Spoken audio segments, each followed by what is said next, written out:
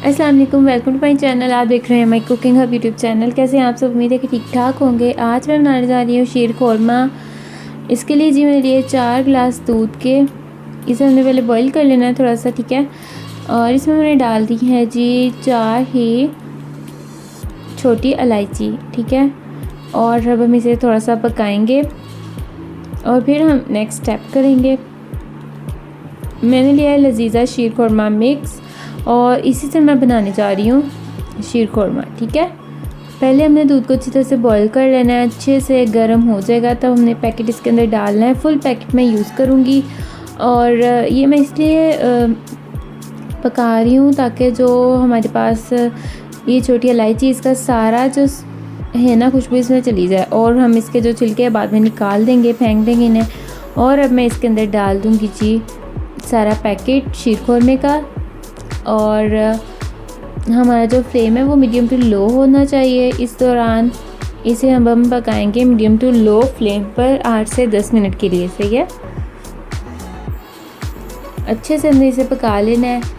जो मीठा है हमने बिल्कुल भी यूज़ नहीं करना है क्योंकि इसमें पहले ही चीनी मौजूद होती है, सही है। और इसे अच्छे से हमने पका लेना है इस तरह से। साथ साथ हम इसे हिलाते जाएंगे चम्मच की मदद से।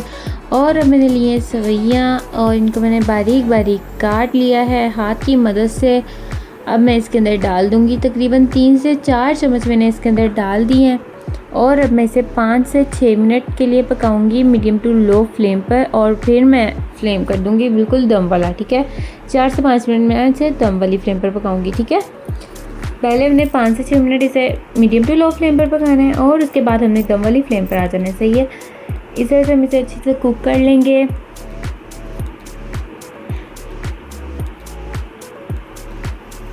अब जी ये तकरीबन कुक हो चुका है और अब हम नट्स की तरफ चलते हैं। जो बादाम है मैंने इन्हें बारीक काट लेना है। पिस्ता भी हमने थोड़ा सा बारीक कर लेना है।